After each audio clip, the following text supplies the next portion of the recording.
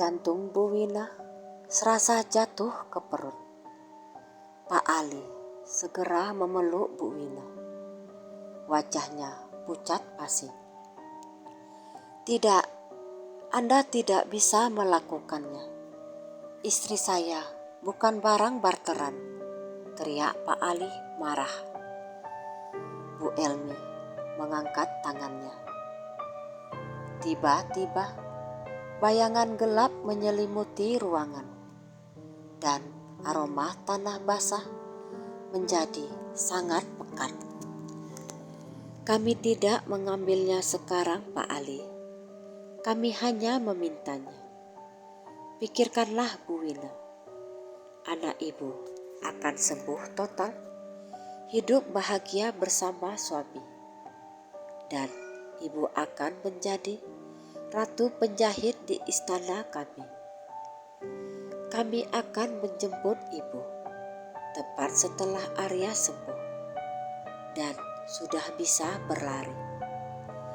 Itu adalah janji kami, dan kami selalu menepati janji." Bu Elmi meletakkan sebuah kantung berisi emas kuno di meja. Jauh lebih banyak dari yang pernah ia janjikan. "Ini sisanya, pikirkanlah baik-baik.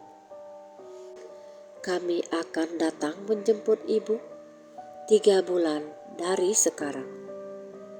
Bu Elmi berbalik, dan dalam sekejap ia dan tumpukan pakaian emas itu menghilang, meninggalkan keheningan mencekam dan aroma cempaka yang menyesakkan. Bu Wina menangis histeris. Ia telah menyelamatkan Arya, tetapi menukar hidupnya sendiri dengan janji bunian yang kejam.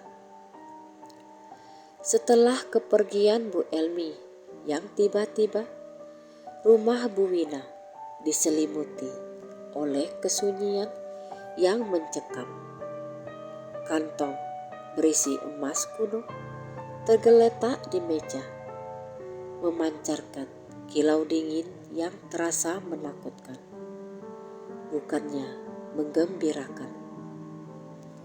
Pak Ali dan Bu Wina duduk berdua dalam keheningan.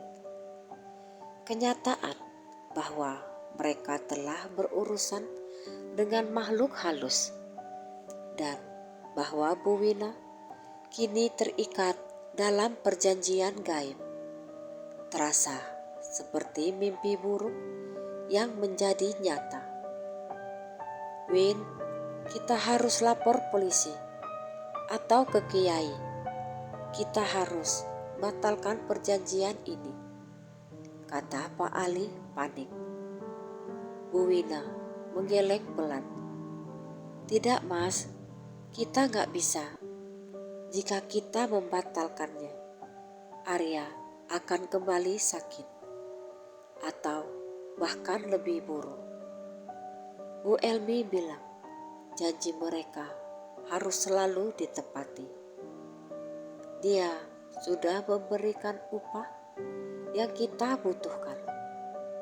Sekarang kita harus menepati janji kita. Dengan uang dari Bu Elmi, Arya segera dibawa ke rumah sakit terbaik di kota. Hasilnya luar biasa. Dalam waktu 2 minggu, kondisi Arya membaik drastis. Ia mulai bisa tertawa, makan dengan lahap, dan yang paling dinantikan, ia bisa kembali berlari dan bermain di halaman. Kebahagiaan itu sungguh besar. Pak Ali dan Bu Wina menangis haru melihat putra mereka kembali sehat. Namun, di balik tawa dan keceriaan Arya, ada bayangan hitam yang terus menghantui Bu Wina. 3 bulan jatuh tempo perjanjian itu hanya tinggal 3 bulan lagi. Bu Wina mencoba menjalani hidup normal. Ia kembali menjahit pesanan kecil dari tetangga, memasak dan merawat Arya. Tetapi setiap malam ia selalu mendengar senandung merdu yang sabar dari arah kebun bambu, seolah mengingatkannya bahwa waktu terus berjalan. Pak Ali juga berubah. Ia berhenti bekerja lembur dan memilih menghabiskan setiap detik yang tersisa bersama istri dan anaknya. Mereka mencoba menciptakan kenangan terbaik di sisa waktu yang ada. Mereka pergi piknik ke sawah, mengunjungi makam leluhur, dan Bu Wina mulai mengajarkan Arya menjahit, membagi ilmu yang ia yakini tidak akan bisa ia gunakan lagi di dunia ini. Hati Pak Ali terasa hancur. Ia tak rela kehilangan istrinya, wanita yang ia cintai dan menjadi separuh jiwanya. Ia terus berusaha mencari jalan keluarnya. Ia mendatangi Kiai Hasan, seorang pemuka agama yang disegani. Pak Ali menceritakan seluruh kisahnya, dari Arya yang sakit-sakitan, pesanan Bu Elmi, hingga janji pertukaran yang mengerikan. Kiai Hasan mendengarkan dengan seksama. Sesekali ia mengangguk. "Pak Ali," kata Kiai Hasan setelah selesai, "engkau dan istrimu telah berinteraksi dengan dunia yang berbeda. Bunian, mereka memang nyata, dan mereka adalah bangsa yang sangat memegang teguh perjanjian. Mereka tidak jahat dalam arti ingin membunuh, tetapi mereka mengambil apa yang mereka anggap sebagai milik mereka. Mereka menginginkan Bu Wina karena energinya sangat cocok untuk menjahit pakaian gaib mereka. Tolong Kiai, apakah ada cara untuk membatalkannya?" pinta Pak Ali putus asa. Kiai Hasan menghela nafas panjang. Membatalkan perjanjian dengan bangsa Bunian sangatlah sulit. Bisa dibilang hampir mustahil, karena mereka menganggap itu sebagai penghinaan besar. Satu-satunya cara adalah menemukan pengganti yang setara dengan kemampuan dan energi Bu Wina, atau melakukan sebuah permintaan tulus yang bisa membuat mereka melepaskan janji itu. Permintaan tulus, ya, mereka seperti manusia, memiliki hati dan rasa menghargai. Tapi permintaan itu haruslah sesuatu yang sangat bernilai bagi mereka, lebih bernilai daripada Bu Wina sendiri. Kiai Hasan kemudian memberikan Pak Ali sebuah jimat pelindung berupa raja yang ditulis di daun lontar, dan beberapa kembang telon yang harus diletakkan di depan pintu rumah setiap malam. Jimat ini akan menunda kedatangan mereka, memberi waktu bagi kalian, tapi harus ingat, Pak Ali, waktu kalian semakin sempit. Carilah cara untuk berbicara pada Bu Elmi dengan hati yang tulus, bukan dengan ancaman. Pak Ali kembali dengan hati sedikit lega. Tetapi ia tetap cemas. Ia tahu yang harus ia hadapi bukanlah kiai atau dukun lain, melainkan hati Elmi. Ia dan Bu Wina mulai memikirkan apa yang bisa mereka tawarkan yang lebih berharga daripada keahlian menjahit Bu Wina. Harta, uang, mereka sudah pernah memberikannya. Mereka tidak butuh uang, Mas. Emas mereka pastinya jauh lebih banyak.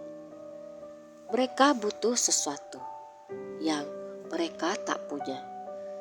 Kemanusiaan mungkin, ujar Bu Wina termenung. Suatu malam setelah Pak Ali meletakkan kembang telon di ambang pintu, Bu Wina bermimpi. Dalam mimpinya, ia kembali ke ruang jahit. Di depannya, Bu Elmi muncul. Tetapi wajahnya tampak sedih dan lelah. Wina, pekerjaanmu sungguh bagus. Tapi ini membuat kami sedih, kata Bu Elmi dalam mimpi itu.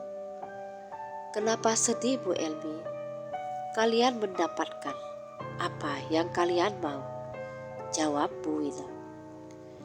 Kami membutuhkan 100 pasang pakaian untuk pernikahan putriku, Roro Kencana. Kami sudah menyiapkan semuanya, kecuali pakaian. Engkau adalah yang terbaik, tapi benang emas itu adalah benang dari air mata kepedihan kami. Kami tidak bisa menjahit tanpa kepedihan itu, dan kami tidak ingin melihatmu sedih. Bu Wina tercengang. Air mata kepedihan? Kami sangat bahagia karena Roro Kencana akan menikah. Tetapi kami tidak bisa menjahit kebahagiaan. Kami hanya bisa menjahit kesedihan. Itulah hukum alam kami, lanjut Bu Elmi, suaranya dalam. Kami ingin putri kami bahagia, Bu Wina. Bisakah engkau memberikan sesuatu yang terbuat dari kebahagiaan tulus? Tiba-tiba suasana dalam mimpi berubah. Bu Wina melihat sekilas sebuah ruangan, seperti balai pertemuan besar di alam bunian. Ia melihat tumpukan pakaian yang ia jahit, tetapi warnanya terlihat kusam. Bukan emas terang, melainkan emas kepucatan. Di sudut ruangan ada kain sutra berwarna perak dan emas yang sangat indah tergeletak tak tersentuh. Kain itu kami tidak bisa menjahitnya, bisik Bu Elmi sebelum mimpinya menghilang. Carilah benang kebahagiaan sejati. Bu Wina terbangun dengan keringat dingin. Ia segera membangunkan Pak Ali dan menceritakan mimpinya. Benang kebahagiaan sejati. Itu yang mereka butuhkan, Mas. Mereka tidak bisa menjahit kebahagiaan. Mereka hanya bisa menjahit dengan energi kesedihan atau penderitaan. Itu sebabnya mereka menjeratku saat aku sedang dalam puncak penderitaan, seru Bu Wina. Pak Ali mengangguk. Itu masuk akal. Mereka butuh sentuhan manusia yang tulus. Tapi benang kebahagiaan sejati, itu apa, Win? Bu Wina teringat kembali pada sisa 2 pasang pakaian yang tidak jadi ia jahit. Benang emas dari Bu Elmi terbuat dari air mata kesedihan. Aku harus mencari benang yang terbuat dari kebalikannya. Benang yang murni, terbuat dari ketulusan dan cinta. 3 bulan berlalu dengan cepat. Kesehatan Arya sudah pulih 100%. Bu Wina dan Pak Ali tahu malam ini adalah malam terakhir. Bunga telon dari Kiai Hasan sudah kering. Mereka menunggu dalam perasaan tegang. Bu Wina menyiapkan jarum jahit dan sisa kain sutra perak dan emas yang Bu Elmi tinggalkan. Tepat pukul 12 malam, keheningan pecah. Angin kencang berhembus, menerbangkan dedaunan kering.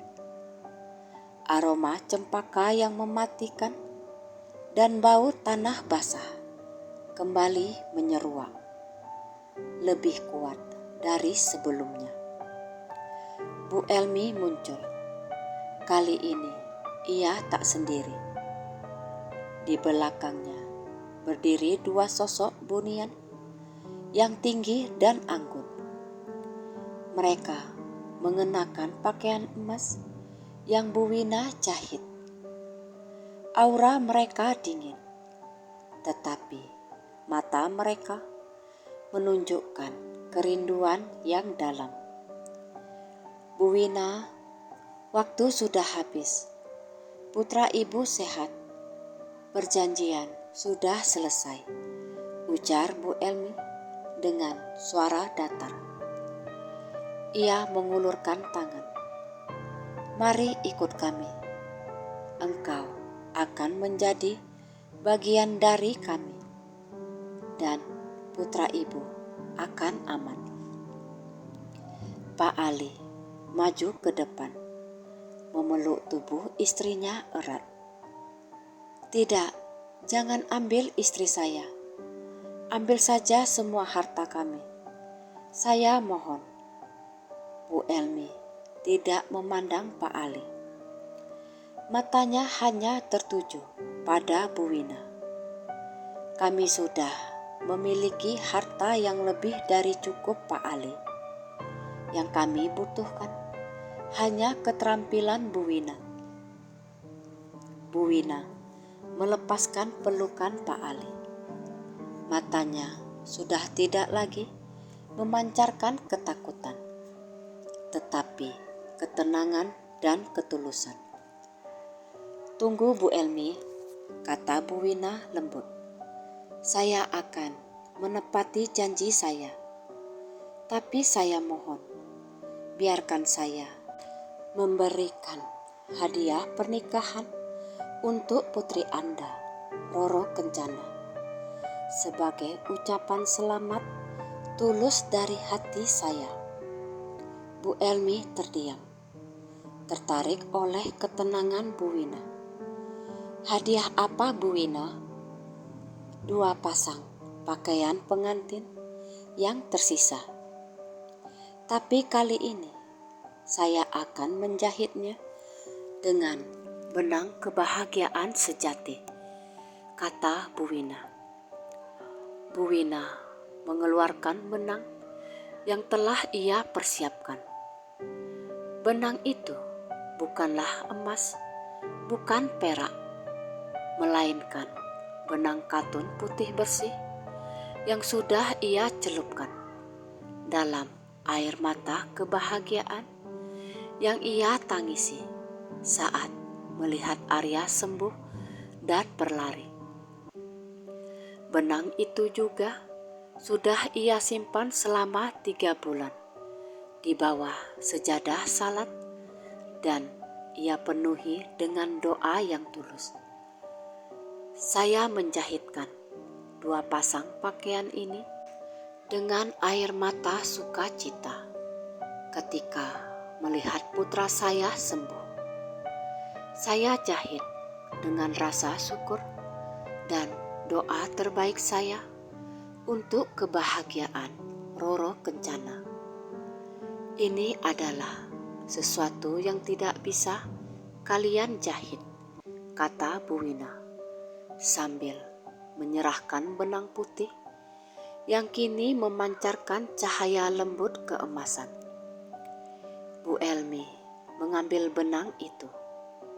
Jemarinya dingin gemetar. Ia menatap benang itu lama. Lalu ia memandang Bu Wina. Engkau sudah tulus, Bu Wina. Saya mohon Bu Elmi, ambil ini. Biarkan saya tetap bersama keluarga saya. Biarkan kebahagiaan kami menjadi mahar untuk kebahagiaan putri Anda, pinta Bu Wina dengan air mata menetes. Bu Elmi memejamkan mata. Angin kencang tiba-tiba berhenti, dan aroma cempaka perlahan menghilang, digantikan oleh aroma melati yang manis dan menenangkan. Bu Elmi memegang benang katun putih yang kini memancarkan cahaya keemasan lembut, hasil dari air mata syukur dan doa tulus Bu Wina. Keheningan malam terasa sangat berat, dipenuhi aura magis yang kini terasa lebih hangat, tidak lagi dingin mencekam. Benang kebahagiaan sejati, bisik Bu Elmi. Suaranya kini terdengar penuh haru, jauh dari kesan dingin yang ia tunjukkan sebelumnya. Kami, bangsa Bunian, memang diberkahi dengan segala harta dan keindahan alam. Tapi kami tidak bisa menciptakan kebahagiaan yang tulus. Kami hanya bisa menjahit dengan energi yang kami kenal, yaitu keteguhan dan kepedihan. Ia menatap kedua pengawal Bunian yang ada di belakangnya, yang juga mengangguk pelan. Mata mereka menunjukkan kerinduan akan sentuhan emosi manusia. Pernikahan putri saya, Roro Kencana, adalah kebahagiaan terbesar kami. Tapi kami khawatir pakaian pengantin yang ibu jahit dengan benang kesedihan ibu akan membawa energi yang kurang sempurna untuk upacara suci itu. Jelas Bu Elmi. Bu Wina maju selangkah, menatap Bu Elmi dengan penuh empati. Saya mengerti Bu Elmi, tidak ada yang lebih berharga bagi seorang ibu selain kebahagiaan anaknya. Saya memberikan benang ini dengan seluruh jiwa dan doa saya. Saya hanya memohon satu hal, biarkan cinta dan kebahagiaan kami menjadi mahar pelepasan janji saya. Saya sudah menepati janji untuk mengorbankan diri. Tetapi saya memohon belas kasihan seorang ibu kepada ibu yang lain. Mendengar kata-kata tulus dari Bu Wina, mata Bu Elmi berkaca-kaca. Perasaan Bu Wina sebagai seorang ibu yang berjuang demi anaknya kini beresonansi dengan perasaannya sebagai ibu yang ingin melihat putrinya bahagia. Bu Elmi menarik nafas panjang. Ia menutup matanya benang emas tulus itu ia genggam di dadanya. Tiba-tiba ia membuka mata. Wajahnya kembali anggun, namun kali ini terpancar kehangatan yang tulus. "Baiklah Bu Wina," kata Bu Elmi. "Permintaanmu ini benang kebahagiaan sejati yang kau berikan jauh lebih berharga daripada keterampilan menjahitmu. Kami menerima benang ini sebagai ganti rugi 2 pasang pakaian yang kurang dan sebagai pelengkap kesempurnaan pesta pernikahan Roro Kencana." Bu Elmi melangkah maju, meletakkan benang itu di atas meja. Di sebelah sisa kain sutra perak dan emas, "Saya atas nama keluarga Bunian melepaskanmu dari perjanjian ini. Engkau bebas Bu Wina. Engkau telah mengajarkan kami bahwa keahlian manusia terletak pada ketulusan hatinya, bukan sekedar kecekatan tangan." Air mata Bu Wina menetes. Kali ini air mata kelegaan. Pak Ali segera memeluknya erat, mengucapkan terima kasih berkali-kali kepada Bu Elmi. "Terima kasih Bu Elmi, terima kasih banyak," ujar Pak Ali. Ia tak bisa menyembunyikan rasa syukurnya. Bu Elmi tersenyum. Ia mengambil kain sutra, perak dan emas, serta benang kebahagiaan itu. "Sebagai tanda terima kasih kami Bu Wina, ambillah kantong benang ini." Bu Elmi menunjuk ke laci mesin jahit Bu Wina. Bu Wina membuka laci itu. Di dalamnya terdapat sebuah kantong kain beludru tua. Saat dibuka, di dalamnya ada benang-benang yang sangat halus, berkilauan seperti debu bintang. "Benang itu kami buat dari sari bunga dan embun pagi alam bunian. Gunakanlah untuk menjahit. Benang itu tak akan pernah habis dan setiap jahitanmu akan membawa ketentraman dan keberkahan bagi siapapun yang memakainya," janji Bu Elmi. Bu Elmi menatap Pak Ali dan Arya yang kini berdiri di ambang pintu, melihat ibunya diselamatkan. "Jaga kebahagiaan ini Bu Wina. Jangan pernah kehilangan ketulusan hati yang suci. Itu adalah benang terkuat di alam semesta ini." Dengan lambaian tangan yang anggun, Bu Elmi dan kedua pengawalnya beserta tumpukan kain sutra dan benang kebahagiaan Bu Wina menghilang ke dalam kegelapan.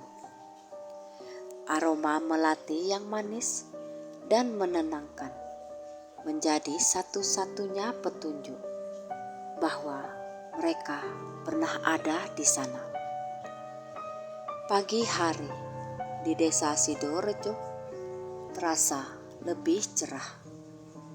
Kisah pertemuan Bu Wina dengan Bu Elmi menjadi rahasia keluarga yang mereka simpan rapat-rapat. Dengan sisa emas kuno dari Bu Elmi, Pak Ali dan Bu Wina mampu merenovasi rumah mereka menjadi lebih layak. Mereka juga membeli mesin jahit yang lebih modern. Namun, Bu Wina tidak pernah lagi menggunakan mesin itu untuk pesanan pribadinya.